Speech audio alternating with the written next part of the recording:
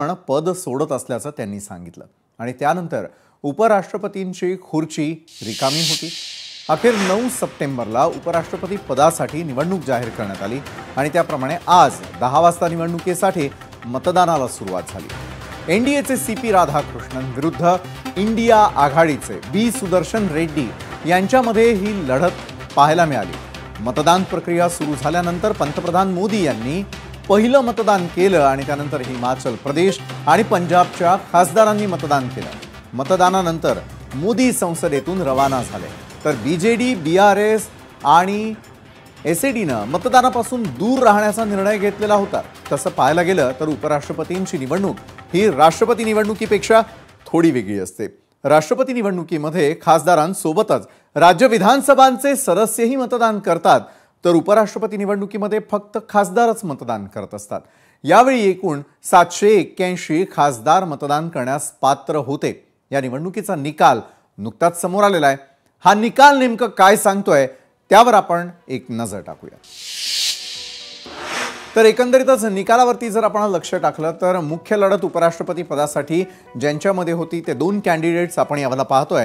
यापैकी उपराष्ट्रपती पदाचा निकाल ज्यावेळेला लागला सीपी राधाकृष्णन यांना 452 मतं मिळालेली आहेत, तर दुसरीकडे इंडिया आघाडीचे उपराष्ट्रपती पदाचे उमेदवार यांना केवळ 300 मतं मिळाल्याचं आपल्याला समोर पाहायला मिळतंय। तर निकालाआधी उपराष्ट्रपती पदासाठीच्या निवडणुकीसाठी संसदेमध्ये पक्षीय बलाबल नेमकं काय होतं याची देखील आकडेवारी आपण समजावून घेणं अतिशय महत्त्वाचं आहे। तर पक्षीय बलाबल नेमकं काय सांगतंय त्यावर एक नजर टाकूया। तर संसदेतील बलाबल नेमकं कसं होतं? बहुमताचा आकडा हा 391 होता।